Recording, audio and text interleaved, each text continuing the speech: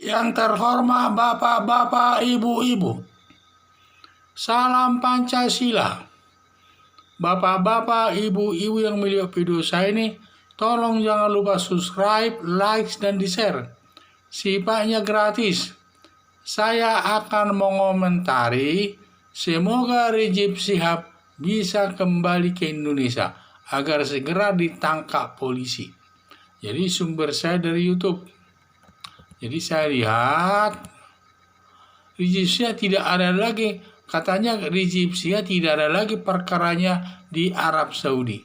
Jadi semua perkaranya itu katanya sudah selesai, tidak ada yang terbukti masalahnya, sehingga dia dianggap tidak merasa ada kesalahan lagi. Karena Rizik Syihab ingin pulang ke Indonesia dengan terhormat. Makanya nanti kalau dia karena tidak ada masalah lagi di Arab Saudi, ya memang dia bebas kapan saja pulang ke Indonesia, itu haknya Rizik Syihab. Dan negara Arab Saudi tidak berhak menahan Rizik Syihab tetap berada di Arab Saudi. Itu kecuali kalau ada masalah. Kalau ada masalahnya, negara Arab Saudi berhak menahan daripada Rizik Syihab tetap berada di Arab Saudi. Tetapi karena menurut Rizik Syihab dia sudah tidak ada masalah lagi, maka dia bebas kapan saja pulang ke Indonesia. Dia kapan saja pulang ke Indonesia untuk memimpin daripada forum pembebasan Islam yang di Indonesia untuk melakukan, katanya dia kalau sudah kembali nanti dari Arab Saudi akan melakukan revolusi di Indonesia ini. Apakah revolusinya itu untuk menjatuhkan presiden, saya kurang jelas. Tetapi katanya dia akan melakukan revolusi di Indonesia ini. Kalau benar Rizik Syihab bisa kembali ke Indonesia, ya berarti cukup senang. Setelah Rizik Syihab sampai di Bandara Soekarno-Hatta, tentu polisi langsung menangkapnya dan segera agar polisi nanti segera menyelesaikan semua kasus-kasusnya yang banyak pengaduan masyarakat kepada polisi terkait dengan penghinaan yang dilakukan Rizik Syihab tersebut. Dan nanti di situ sampai di lapangan terbang, karena itu sudah masuk ke wilayah Indonesia, maka polisi dapat menangkap Rizik Syihab secara langsung dan memprosesnya sesuai dengan hukum yang berlaku.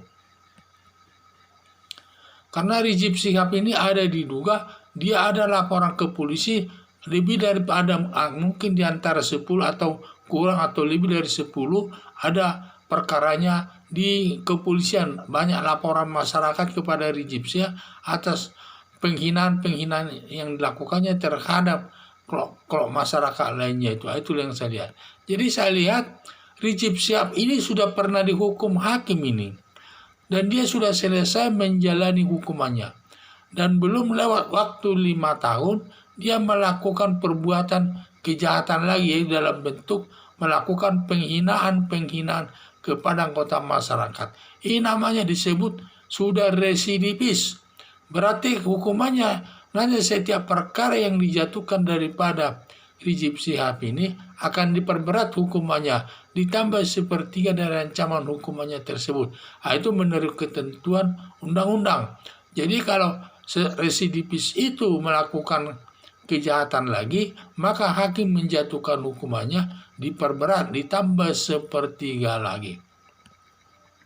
Jadi kalau ada perkaranya dilaporkan masyarakat, ada 10 umpamanya perkara yang dilaporkan masyarakat, mungkin setiap perkara itu bisa dijatuhkan nanti 2 tahun setiap kasusnya itu.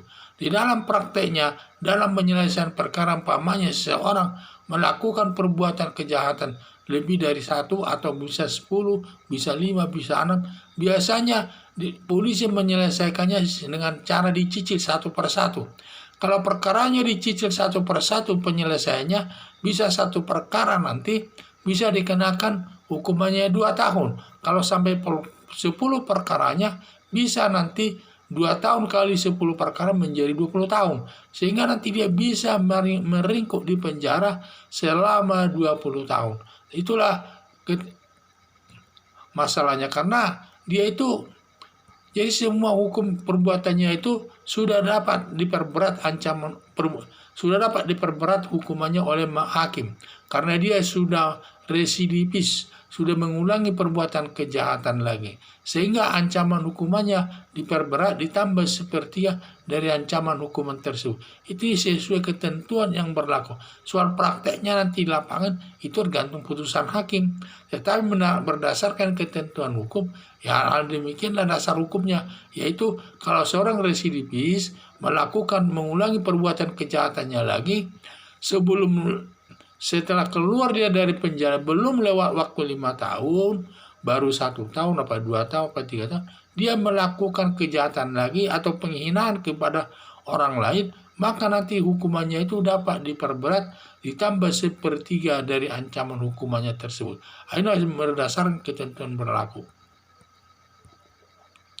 Jadi kalau sampai nanti setiap perkara disidangkan dicicil-cicil polisi, sampai 10 kali nanti disidangkan, setiap hakim nanti menjatuhkan bisa 2 tahun setiap satu perkara, berarti kalau dia ada 10 perkara, dikali 2 tahun berarti 20 tahun. Berarti nanti dia bisa meringkuk di penjara selama 20 tahun. Jadi saya mengharapkan polisi supaya menyelesaikan kasus tersebut berdasarkan equality before the law, persamaan hak di depan hukum. Ya, siapapun orangnya, walaupun dia ustadz, ataupun dia pejabat tinggi, ataupun dia orang masyarakat biasa maupun pengusaha besar, kalau melakukan kejahatan harus ditindak sesuai dengan hukum oleh polisi. Dan tidak boleh dilakukan diskriminatif dalam menyelesaikan hukum tersebut. Sekian dan terima kasih.